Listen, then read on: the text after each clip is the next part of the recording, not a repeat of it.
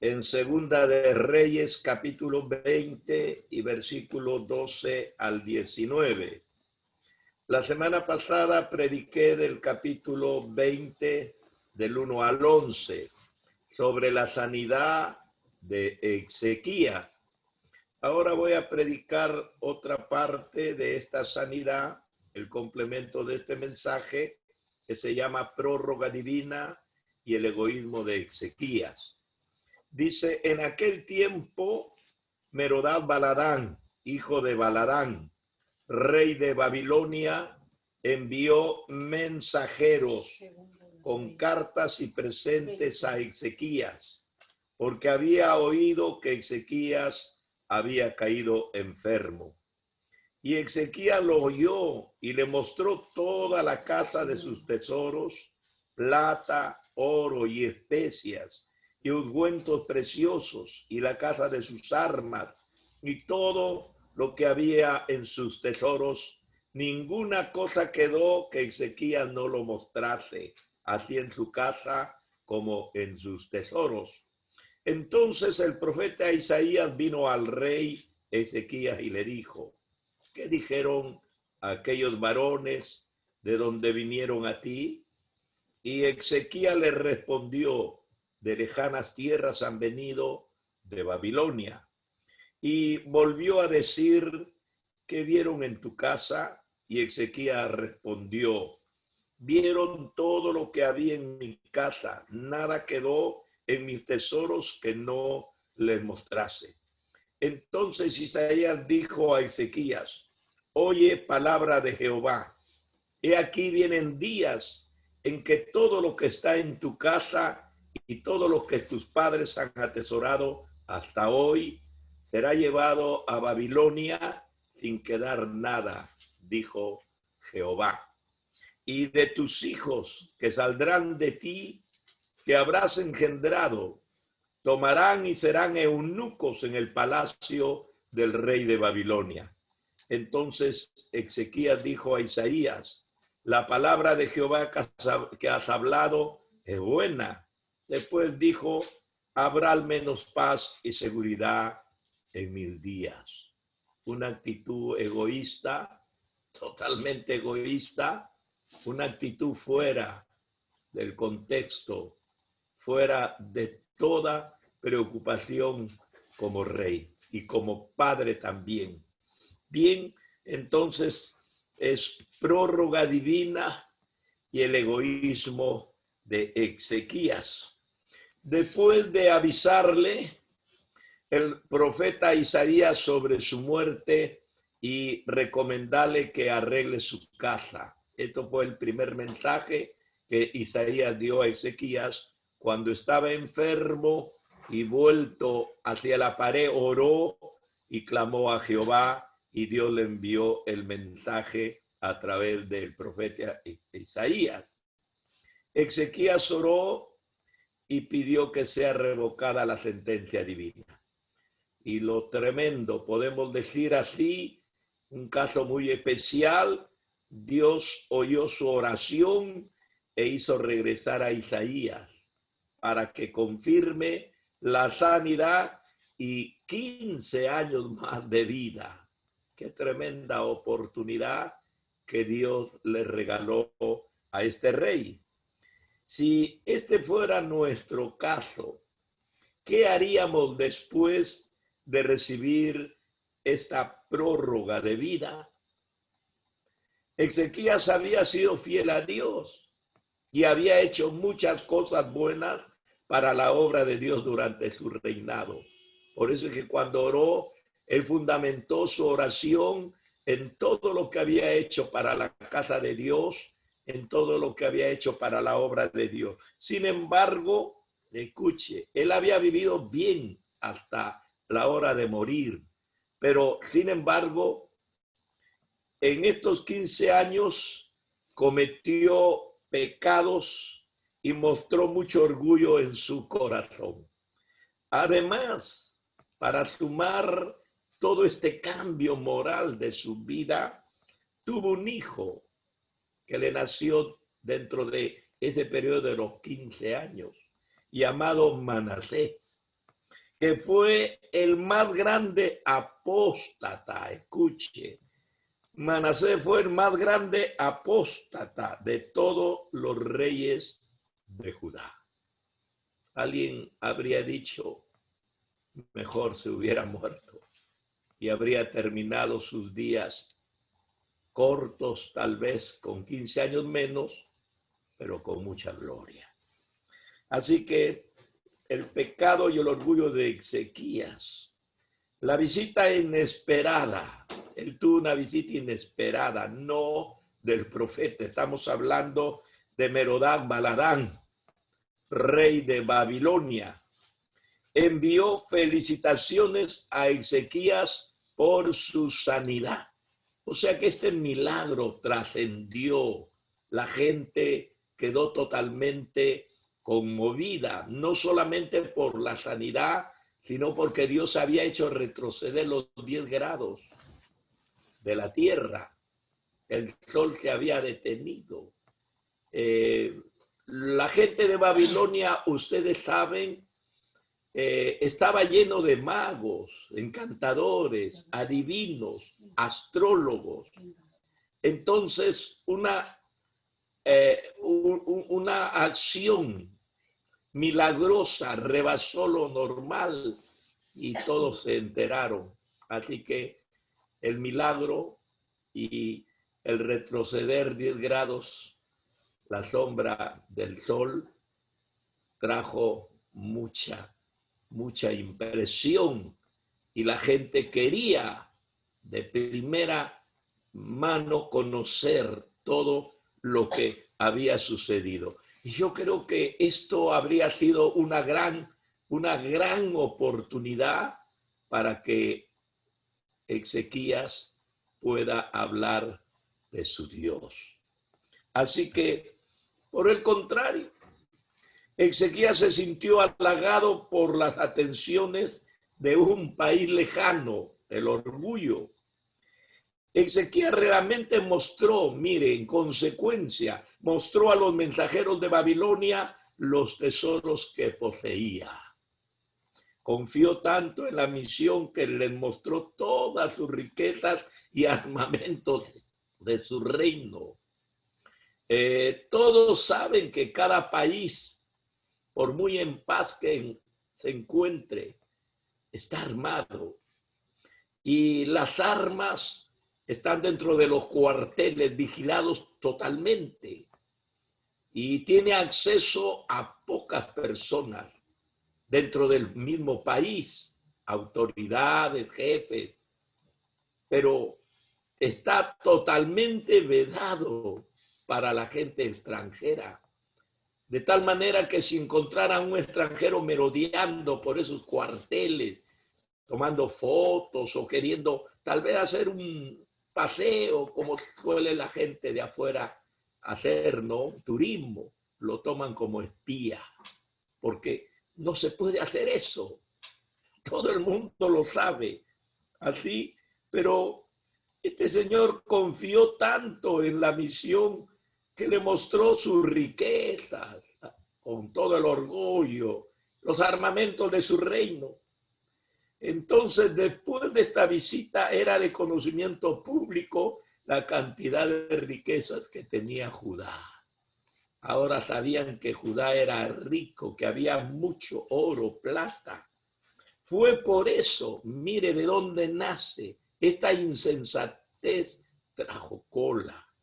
Fue por eso que Senaquerí demandó tanto tributo de Judá, porque dijeron Judá tiene mucho dinero. Así que todo lo que tiene, ese tesoro tiene que pagar. ¿Qué demostró Ezequías? Orgullo. ¿Por qué lo hizo? Por orgullo. He conocido personas, predicadores como yo, tal vez con mucho renombre, tal vez con mucha fama, mucho poder, autoridad en el púlpito, pero han demostrado este orgullo de una forma exagerada. Cuando estamos predicando a gente sencilla, no se puede hacer esto. de hablar de riquezas, de viajes, de cosas fantasiosas. Eso es orgullo. Y yo siempre he tenido cuidado sobre esto. Mi testimonio es y será, vengo de un estrato muy pobre y bueno, no he tenido nunca la oportunidad de salir de ahí. Sin embargo, he podido recorrer lugares muy bonitos que me podrían haber inquietado para sustentar de ahí tal vez un ministerio fantasioso, pero orando nunca lo he sentido. No me creo mejor de ninguna manera. Es cuestión solamente de carácter. Aquí vemos a un hombre, lo digo por testimonio, porque muchos han hablado de ciertas personas que exhiben sus carros, sus edificios, sus joyas. Y esto no viene en concordancia con el espíritu cristiano. Jesús y su pensamiento, su filosofía de vida contradicen a la nuestra. Bueno, aquí tenemos entonces un ejemplo de lo que hizo un rey. ¿El qué debía haber hecho? Hizo omisión de su testimonio. En segunda de Crónicas 32-31, tiene que ver con el mismo rey, dice, más en lo referente a los mensajeros de los príncipes de Babilonia que enviaron a él para saber para qué venían ellos, para saber el prodigio que había acontecido en el país. Ellos no habían venido a ver la riqueza, ellos no habían venido a ver el poder de las armas que tenía este imperio, no. Ellos habían venido buscando la explicación al milagro que habían oído. Ya les digo, no solamente de la sanidad, sino del retroceder los grados de la sombra del sol. Eso les impresionó tanto que ellos quisieron ver eso. Dios lo dejó a Ezequías y Dios no va a venir a contender con nosotros. Por eso yo digo, porque muchas veces me han dicho, pero si Dios es soberano y gobierna, Él debía detenerlo. No, Señor. Yo no encuentro en la Biblia el proceder de Dios de esa manera. ¿Recuerdan ustedes cuando Judas lo vendió al Señor? Jesús sabía el negociado que estaba haciendo. Dentro de su grupo habían celotes que le habrían puesto la mano y lo habrían apagado inmediatamente. Jesús no lo denunció. Y cuando él se ahorcó, tampoco lo detuvo. Escrito está, la paga del pecado es muerte. Y el Señor no cambia sus leyes, aunque de por medio esté lo que más ama. Cogieron a Juan el Bautista y lo asesinaron. Jesús estaba allí. Tomaron a Jesús y lo asesinaron. Dios estaba ahí. Tenemos que aprender de la palabra del Señor. Entonces, Ezequías falló en no presentar a los visitantes idólatras el aspecto espiritual de su sanidad. Está bien, podemos decir lo que Cristo recomendaba. No cuentes a nadie. Anda, vete al sacerdote, restaura socialmente tu vida, regresa a tu casa, le decía a los leprosos, porque la ley los condenaba. No solamente la maldición de la enfermedad, sino la maldición de la ley. Entonces, si Cristo ya les había quitado la maldición de la ley, los sacerdotes tenían que hacerlo.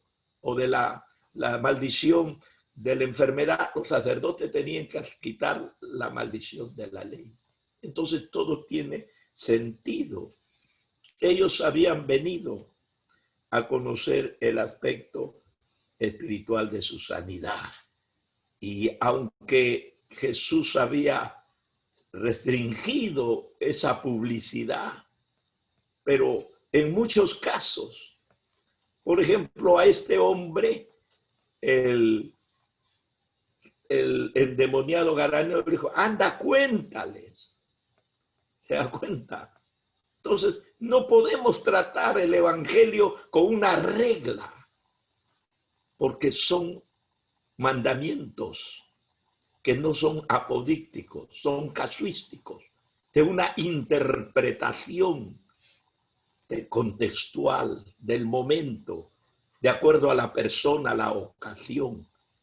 Son principios hermenéuticos que se encuentran en la Biblia, implícitos. Así que, ¿qué debía de hacer Ezequías? Debía mostrarles el templo de Jehová, llevarlo a los idólatras para que conozcan la gloria verdadera, no el trono del rey, sino el trono de Dios. Ahí debía de haber comenzado. Nuestro testimonio tiene que comenzar allí. Presentarlos al profeta Isaías debía haber hecho Ezequías. Este es el hombre que oró y ministró. Este es el hombre de Dios que ha sido usado para mi completa sanidad. Por ahí va el testimonio. Tenían que hablarles del poder y la santidad del único Dios verdadero. Pero Ezequías no lo hizo. Debió aprovechar la oportunidad para mostrarles cómo ellos verdaderamente adoraban al único Dios verdadero, el Dios de Israel, el Dios de la Biblia. Entonces, en cualquier momento, el testimonio viene a edificar la vida de la persona que testifica y también de las personas que puedan escuchar del poder y la gracia de Dios. Así que inmediatamente, después de esta acción del orgullo, vino la sentencia divina. Isaías le profetizó. Primero le profetizó que se iba a sanar. Ahora le está profetizando cosas terribles sobre la futura relación de su patria con Babilonia. Mire lo que aperturó el rey.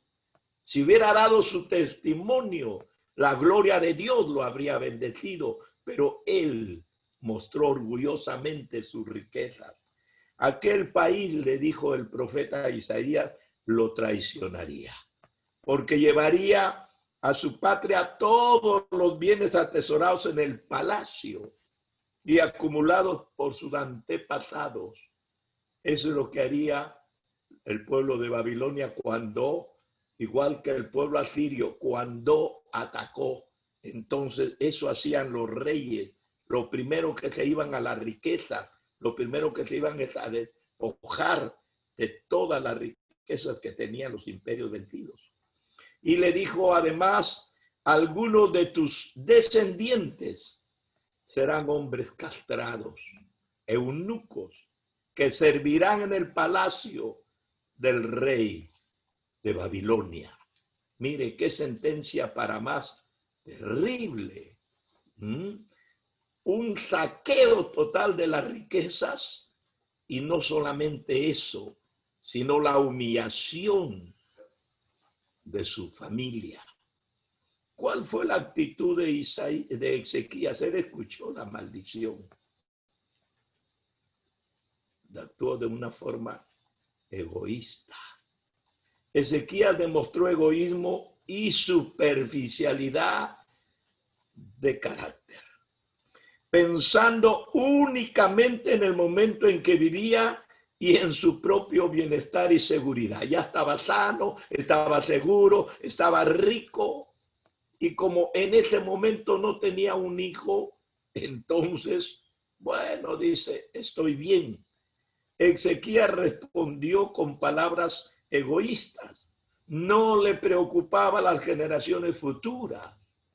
Yo quiero que entienda todo cristiano y toda persona cuando lee la Biblia que el pecado no es estacionario. El pecado es hereditario. El pecado continúa a través de la familia. y arrastra a la familia y trae maldiciones por generaciones. Algunas personas no contemplan el futuro, sino el presente, con tal que se diviertan ellos, con tal que sean felices, con tal que se realicen. Entonces no les interesa las consecuencias que están propiciando para sus futuras generaciones. En realidad a un borracho no le interesa la familia, a un drogadicto no le interesa la familia, a un adúltero no le interesa la familia. ¿Qué le interesa? Solo él.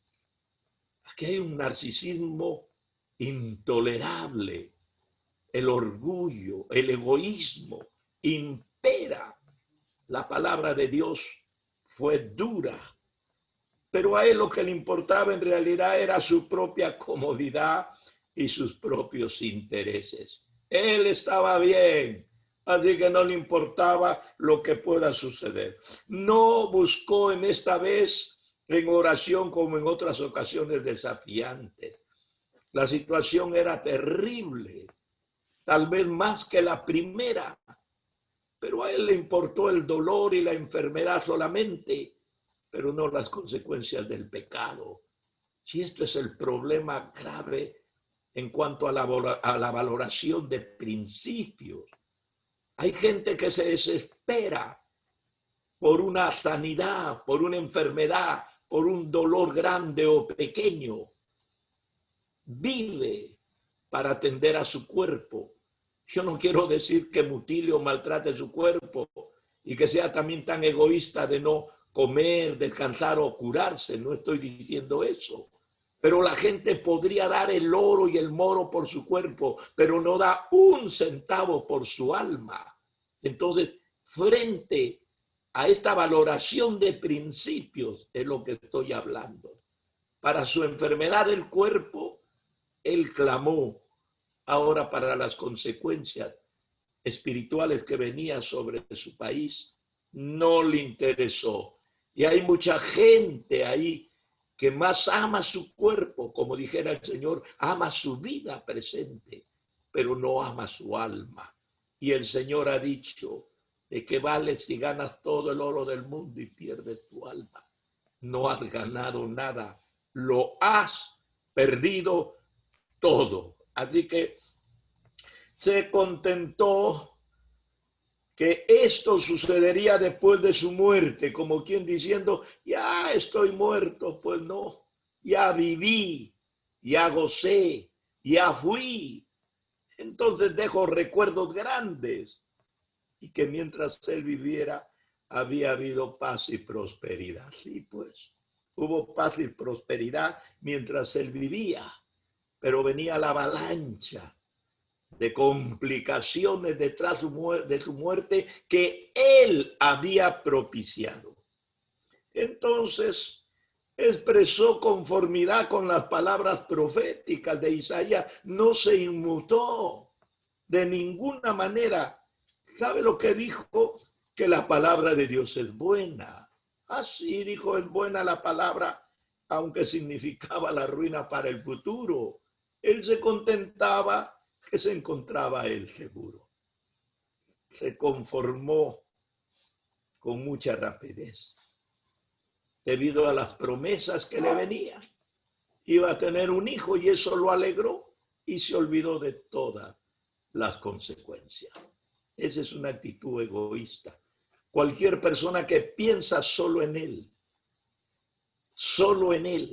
es un egoísta.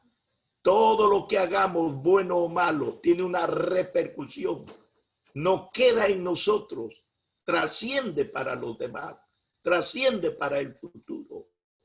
Y la palabra lo ha dicho. Entonces tenemos que ser más consecuentes con lo que hagamos. Así que Ezequías fue piadoso y temeroso de Dios. Nadie lo puede negar. Por eso que Dios escuchó cuando él fundamentó con su oración, con su vida. Sin embargo, durante los 15 años de prórroga después de su sanidad, se mostró muy diferente y cometió actitudes y pecados que trajeron la desgracia para Judá. Hay muchas personas enfermas que han salido de la muerte.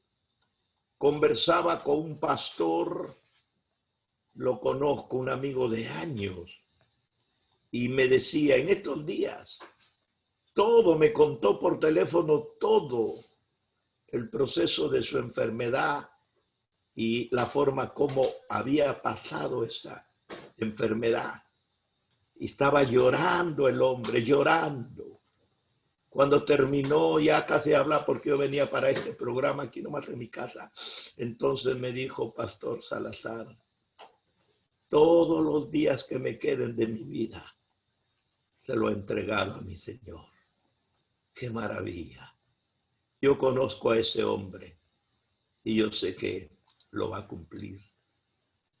Pero ¿cuántas personas que han salido del valle de sombra de muerte tratarán de ser mejores, no peores, ni igual? Tienen que ser mejores, porque es una prórroga que Dios le ha dado. Ellos deberían haberse ido, pero Dios los ha dejado con un propósito y debemos aprovechar esta segunda oportunidad. Ezequiel no la supo aprovechar. Ojalá que los miles y miles de personas afectadas que han pasado por este valle de sombra de muerte y han conocido el terror de la muerte, puedan enmendar sus errores, volver a sus familias, volver a las personas y arreglar sus cuentas que antes con agravio cometieron. Así que en estos 15 años después de su sanidad, Ezequiel se mostró muy diferente y cometió estas actitudes y pecados que trajeron la desgracia para Judá. Ojalá que no lo hagamos nosotros. Su hijo Manasés le nació en estos 15 años de prórroga, porque cuando él murió 15 años después, su hijo Manasés entró a gobernar recién con 12 años de edad. Era un niño que entraba a la pubertad, a la adolescencia, podemos decir. Y este muchacho fue malvado, un apóstata. Qué terrible habría sido si Ezequías hubiera vivido para ver las actividades nefastas, terribles de Manasés. Sin embargo, volvemos a lo nuestro. He hablado cosas no tan halagüeñas de un hombre. He hablado de las actitudes negativas. Sin embargo, a pesar de esto, Dios está dispuesto a revocar su propia sentencia, porque Dios ha dicho, anda y dile, arregla tu casa porque vas a morir. Eso era palabra de Dios y lo había traído un profeta, pero frente a la oración, el clamor y la súplica, Dios revocó su propia palabra. Nosotros leemos en la Biblia que dice que Dios no es hombre para que mienta, ni hijo de hombre para que se arrepienta. Dios ha dicho y lo cumplirá. Dios había dicho de la muerte de Ezequiel. Tal vez Dios ha decretado, Él puede decretar, determinar, Él puede hacerlo sobre la vida de tantas personas, pero frente al clamor, frente a la súplica, frente al ruego, al lloro de las que podrían haber quedado viudas o los huérfanos, las iglesias que están orando, Dios está prorrogando. Y ojalá que en esta prórroga de vida podamos no imitar a Ezequías, sino enmendar nuestros errores. Dios está dispuesto. Cuando el hombre decida volverse a Él y contrito y humillado, dice la palabra de Dios, pida perdón a su Creador, Dios siempre va a estar dispuesto a perdonarnos. Dios nos bendiga. Una enseñanza ejemplarizada para no cometer los mismos errores. Dios nos bendiga. Vamos a tener unos